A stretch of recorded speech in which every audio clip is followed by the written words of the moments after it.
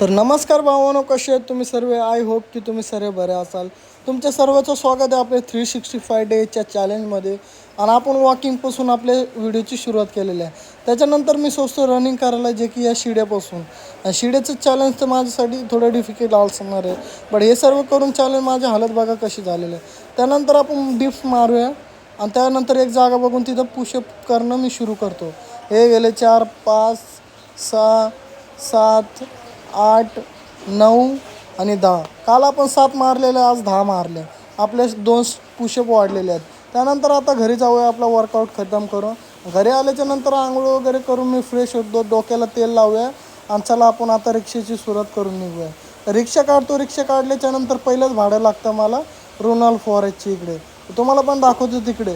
त्यांना ड्रॉप केल्याच्या नंतर शिवाजी तलावचं एक भाडं लागतं पराग स्कूलच्या इकडे. आणि आणखीन एक भाडं लागतं मला नॅशनल स्कूलच्या इकडे. आणि आणखीन एक भाडं लागतं मला कांजूर स्टेशनच्या इकडे, जे की टावर होतं कुठलं तरी. आणि ते सर्व भाडं मारल्याच्या नंतर माझ्या डोक्यात विचार येतो की आजचा दिवस थोडा चांगला चालला आहे, शनिवार असून.